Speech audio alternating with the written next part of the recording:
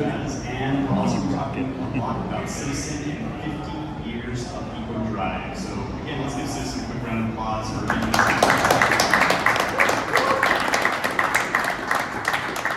I did something crazy and invited all of the divers that were on the boat to join us on the panel.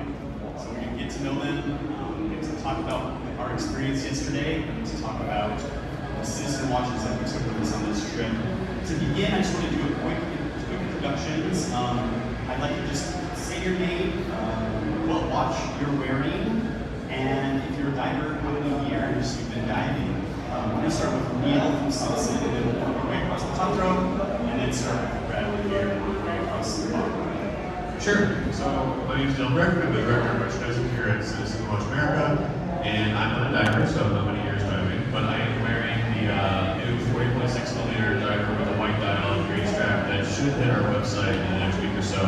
Very excited about this. I got to jump in the water with it, so just really pumped about this place, and everyone's watches got everywhere yesterday. You're going to do a little for pre-order now? Yeah, we do it downstairs. Pre-order now. My name is Chris Soul. I co-produce Wind Up in a Lake as a really awesome event here with my buddy Pine. I have been diving for 10 years. I'm currently wearing the Citizen 300 meter E365 Blue Edition. It's awesome. My name is James Stacy. I help run an editorial at Inky and talk about watches on a podcast called The Grenado. I've been diving for about 13 years, on and off. I had some kids in there, so we stopped for a while. And I'm wearing a mid to late 90s Aqualand duplex. Awesome. Hi guys, my name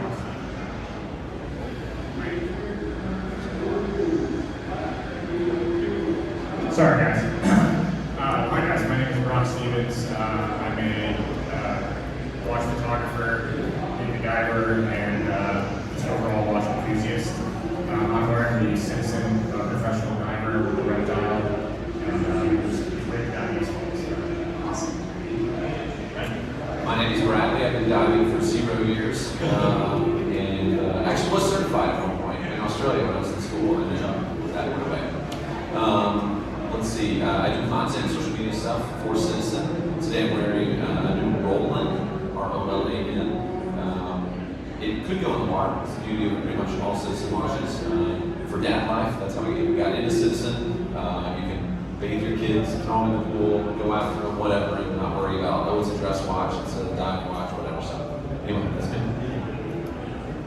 My name is David England, and right now I'm wearing the Wake Track by Citizen. I've been diving for about 6 years. My name is Andy Blasker. I'm a diver from the country, Deep Six. I've been diving about 25 years now. And today I'm wearing the Citizen ProMaster Blade Tracker with blue dial. I'm Jacob Van Buren. I am a writer, diver, photographer. I've been diving for about 5 years, most of it in vintage equipment. And today I have on the orange wave tracker that's in the state over here. I'm Kelly Murphy. I'm a beer QC scientist and team degenerate. I have been diving since 2017, and I'm wearing the Red Dial ProMaster Land GMT Grenado.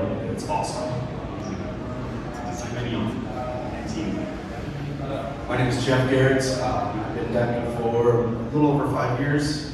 Diving with these nerds for about 3 or 4 years. Today I am wearing the Citizen ProMaster Eco Drive 20-meter chronograph in green dial. My name is Tim Allen. I have been, I feel weird to say, I guess 17 years. I'm a diver at Data4, and today I'm wearing the blue dial Citizen ProMaster Land GMT. My name is Derek. I do some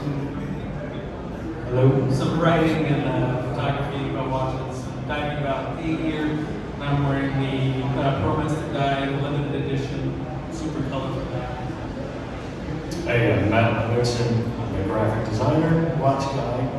I'm wearing a ProMaster full. This thing glows like a torch. I love this. I don't know. Amazing. Thanks everyone. Thank you so much for coming. Thanks for being on the trip yesterday.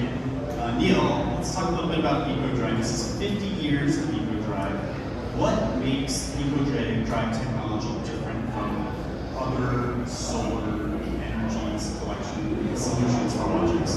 Yeah, so I think the really special thing about 50 years of EcoDrive innovation is we started in 1976, and one of the main kind of themes of Citizen overall is better starts never. So we're never quite finished. It's always kind of what's next. And we keep striving for innovation. And yes, we started with solar technology in 76, but not everyone knows that light power or EcoDrive today is light power, any light. So it could be a light here, it could be a flashlight under the water, it could be in the sun.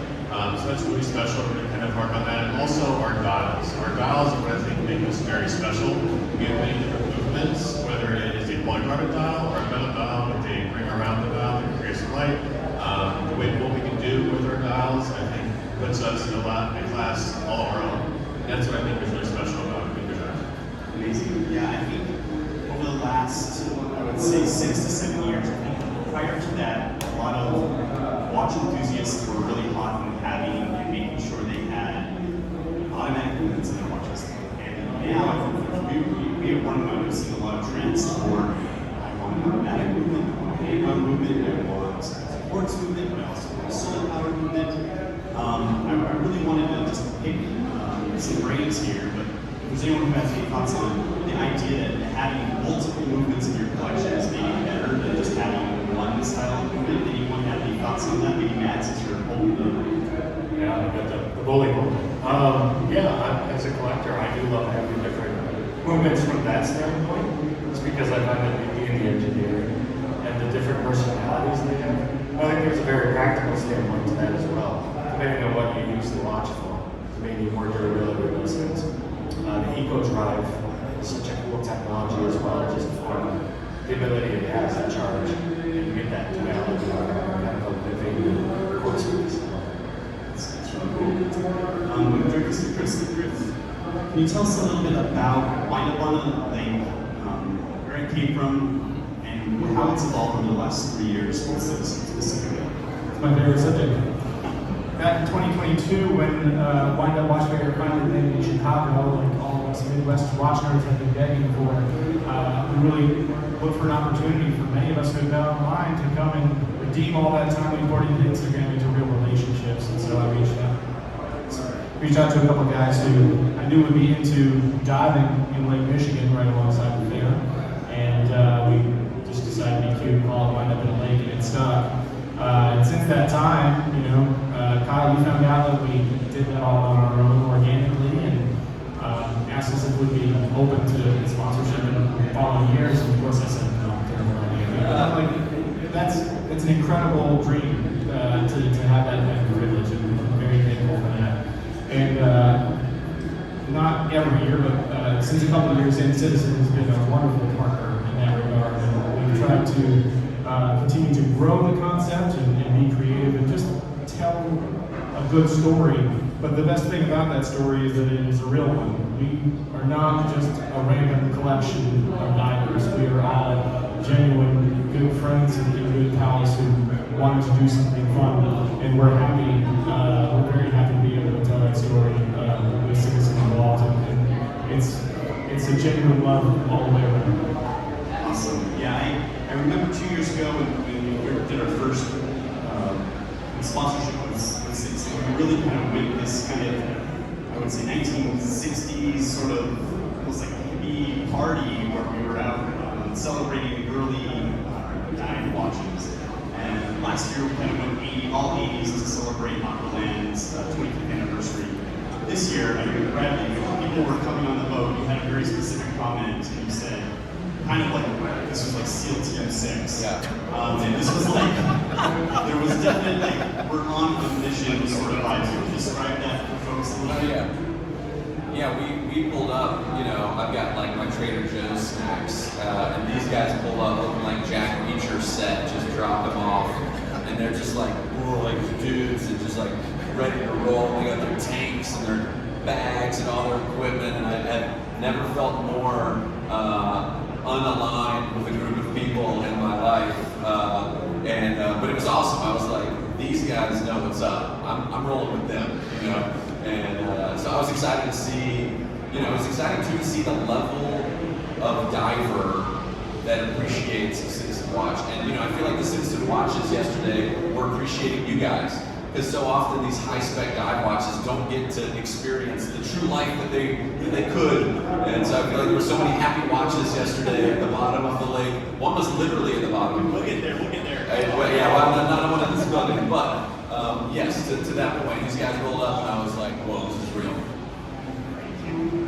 We had no expeditions without its challenges, but this one was particularly challenging and added to that mission-like quality, I think. We passed the mic to Landon here. I just want to talk a little bit to Landon, and from your experience, but one of the things we were doing with this particular opportunity was celebrating Powered by Any Light. So we made sure that our team was outfitted with lights of their own, and we had a great sponsor in the form of Orca Torch who donated a light to every single diver yesterday. Landon, you want to give us just kind of what happened with getting us the torches? Well, I guess we had quite a few challenges getting everything together for the expedition. Because getting everything shipped, we had a little bit of package delays. We had to get it driven up overnight the night before. Had to get it in time, but everybody's got to customize with their name on it. We had to check everything out, get everything ready for the expedition. But it was a really good combination of pair that with the eco-drive technology. And we were able to get some really good shots underwater. I think it was a really great dive. We got to really combine the modern engineering with the history of the shipwreck and the diving. It was a great experience. Awesome. Yeah, Chris, tell us a little bit about where we dove yesterday and kind of like our challenges in making sure we were getting there in time with the boat. Yeah, so we dive out of Hammond, Indiana, which is just southeast of Chicago. And it's always fun to make your way through Chicago traffic to get to the shores of Lake Michigan. But we go out with Double Action Dive Charters, which is essentially the premier dive charter for Lake Michigan out of Chicago. And we went to dive the Wells Vert, which is a wooden shipwreck of actual commerce that actually went down in a storm in the late 1800s. But we had a lot of challenges. There's a lot going on. There was a big yacht race this weekend. There was the Venetian night on the dock. There was a lot going on. And so captains were scarce. And one of our captains was not able to make the boat. So on Tuesday, we weren't sure we were going to get to go diving. But we pulled out all the stops.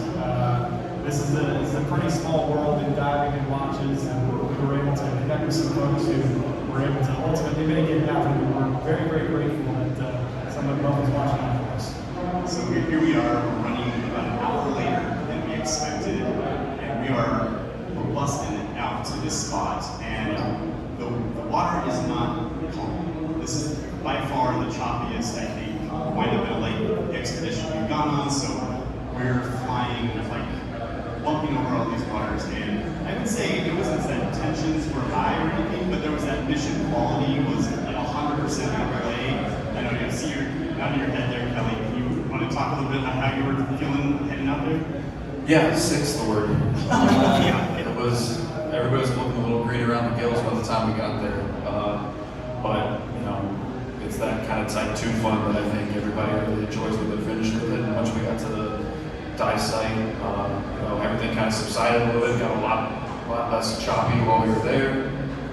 And once you're in the water, everything just kind of melts away. And everything that had, led up to it, just put it at the back of your mind and focus on what you're doing.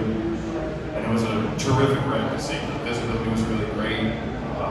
The torches gave it a really cool sense of character. It got a lot of depth from all the lights at different points of the ship. And the ship itself is really gorgeous. There's all kind of the gunnels are really intact. You get the capstan was really nice and all the deadheads that you can see that were fascinating. It was just a really, really interesting dive once we got down there. And getting there was spicy, but once we got there, it was all good. I like spicy. All right, I'm going to turn it to James real quick. So James, this was your first chance to join us on Wind Up in a Lake. Thanks for joining us. That was my pleasure. So everyone's jumping in, hitting the water with their buddies. Your buddy was your friend and co-host, Jason Cleveland, and you hit the water, and I just see your wrist go straight up.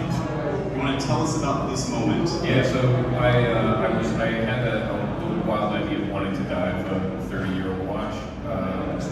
It's on my wrist, thankfully, and I also did it on a bracelet that I sized at the bar the night before.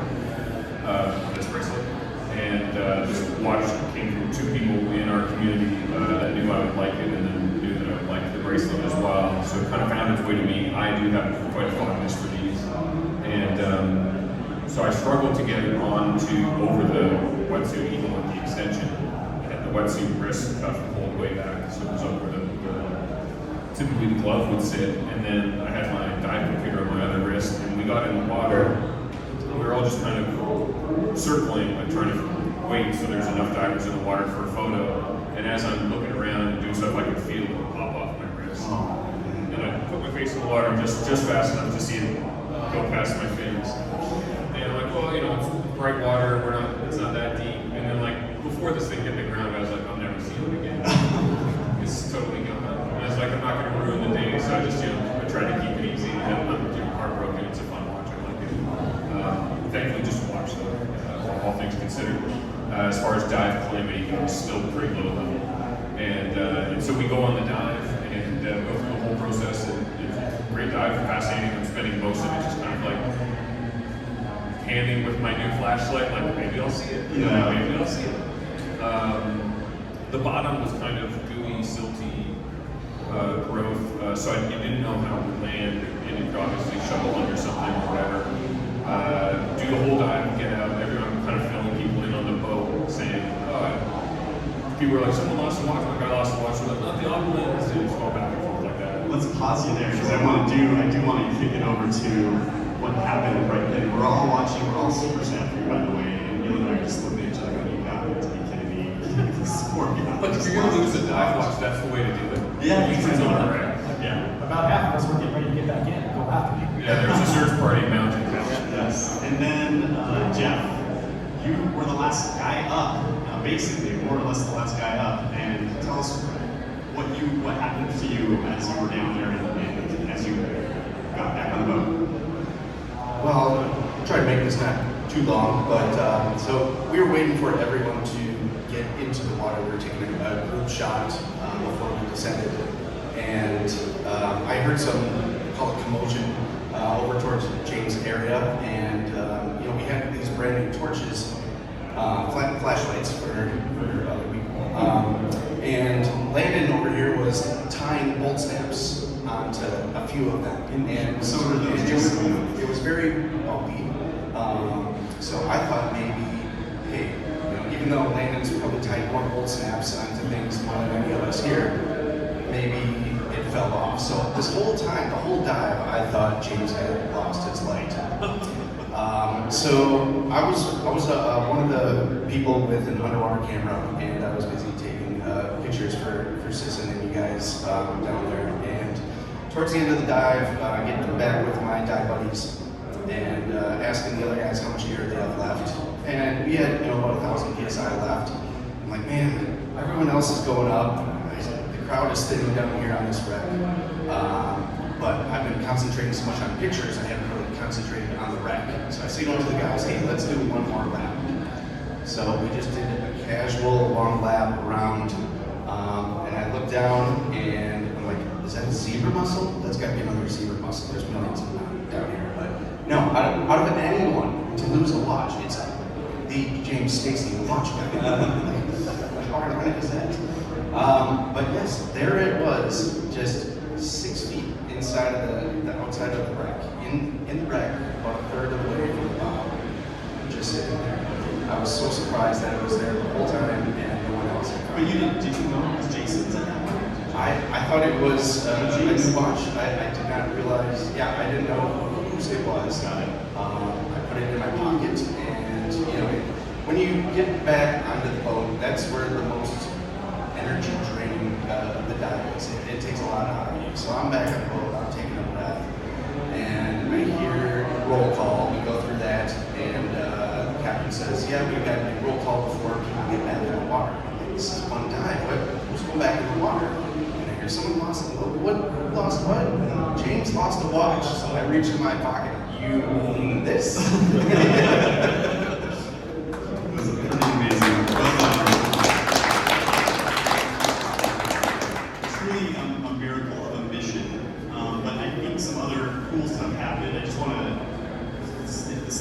So here are just some of the images that were captured here. Let's turn the time real quick over to Brock, who was the photographer on this. Do you want to talk a little bit what it was like taking some pictures of Citizen Eco-Drive watches underwater? Well, it was an amazing experience. As you can see by the photos, the wreck was pretty incredible to see in person. And having the watches down there made it even better. But we, for me, when it comes to watch photography, especially underwater watch photography, I really enjoy it because it's very challenging to get not only the person and the ship in focus, but also the watch. And so I spend a lot of time on these dives, just like, I don't really look at the wreck as much. I'm just kind of swimming around like, oh, that's a good shot. Oh, that's a good shot. That's going to be really good. We should set that up. And then, so this is kind of what comes from that. I think you can see that the torches or the flashlights in the photos really made a difference, especially with the Eco-Drive being with lights. I think it really pulls out a lot of the detail of the wreck and kind of makes it more dynamic. So, but yeah, these are just a few of the shots that I took, and I hope you guys like it. It's so good. Tell us a little bit about the one on the right as well, if you don't mind. All right, so we're not really sure exactly who that was floating in the background. It's Kelly. Kelly thinks it was Kelly, but I'm not sure if it was him or Ben Bob or the Spurs Forest. Either way, it was one of them, and I remember being down there and I put my watch on on the shipwreck there, and I was like, this would be a really good shot. And then, they started to shine their flashlight, and I was like, oh wait, this looks amazing, like shine it right here. And it kind of, I don't know, it's my favorite shot of the entire dive. I think it really came together, and even playing with the theme, I think it was, couldn't have been better for what I was hoping to get. So. Awesome. To kick this over to Neil real quick, because you're looking at these shots from Citizen's point of view and what you're trying to accomplish with Powered by Any Light Eco-Drive this year. What kind of things are you feeling or thinking? I mean, they're amazing. I think it's exactly what we kind of speak about. The flashlights on the watches are amazing. I think it shows the functionality of the watch. It shows what we're trying to accomplish with our light-based technology. And they're just badass. I mean, they're really, really cool. Awesome. Thank you, everyone. So, you guys get all that on. We all celebrate the retrieval of James' watch. And then we kind of, it's just kind of incredible to watch you guys kind of get all of the gear off and just the exhaustion and the excitement all kind of happening at once. Jacob, talk a little bit about what it's like after a big dive like this. Especially after the way back with the same job, the same kind of hour and a half. Everyone has their little bit of high, their excitement, and then you sort of fade into after, especially the dinner on there, just sitting in quiet sort of contemplation of, okay, it's getting kind of late, it's getting a bit dark, we're all tired. And then you get close up to Hammond Marina again because it's Venetian night. And around 9:30 p.m., the fireworks start shooting off in the distance. They get brighter and louder as we get up in there. You can almost smell like cordite wafting over the lake. And then it's like, yeah, we did that. We had an incredible evening, and it's not possible without the hard work of everyone involved, Chris and Neil and you, Kyle. And you feel like you did a good job, but that you're also really ready to go to bed. I snapped a photo. This is just an iPhone photo that I snapped on our way back, coming home yesterday, with that in the rear view mirror of the boat. But yeah, it was a pretty magical night, and yes, there were fireworks, which I totally planned myself.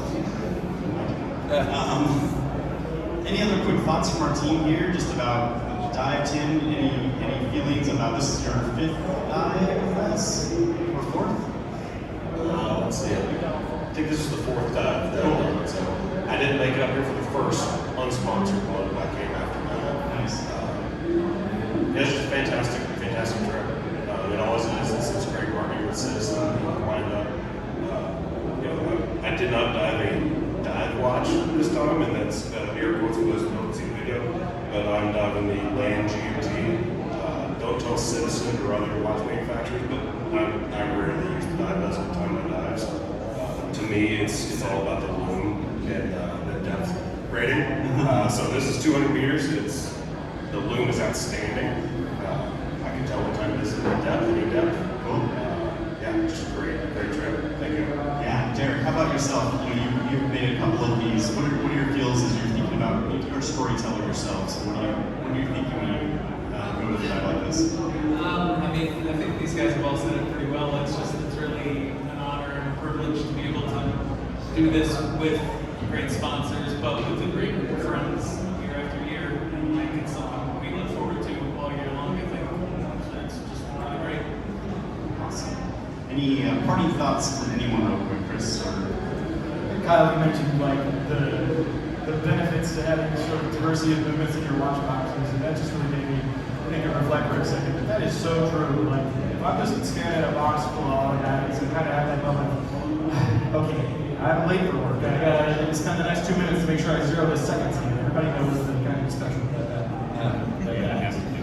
But when you have a company like Citizen who is continuing to push the envelope and continuing to push the boundaries of technology, we're talking about taking a watch underwater and timing your dive with it. That as soon as we cross back into the Eastern time zone for most of us, it's gonna reset itself. I mean, that's really cool. I'd love to be able to have that kind of functionality. And even if it's more old school, pure diver, water resistance, that type of thing, just to be able to rock up ports every now and then, take yourself a little less seriously, have some fun this summer, or whatever you feel. It's just great. So I'm here to say, automatics are not the only one. Nice, awesome, cool. All right, well, we have some time for any questions from the audience. If you're interested in asking any quick questions, this is Tom, who's one of our neighbors, joined us as well, who's familiar with losing a watch on a lake also. Awesome. You need help with that? Yeah, we're gonna send you out to your lake. I think we need to thank Tom as well. He did find one of the lights. Awesome. Is that why you had 2 lights? I had 3, so I only did At one point, I looked over and you're just kind of hovering, and there's this godly glow. That's just as natural. It always occurs to me, next time you drop a watch, if any of us drops a watch in shallow water, turn on your flashlight and drop that. And That's a good thing. I didn't think about that. I'm not that bright. Neither am I. But our torch is on. All right, on that note, give you guys a round of applause. Thank you all so much.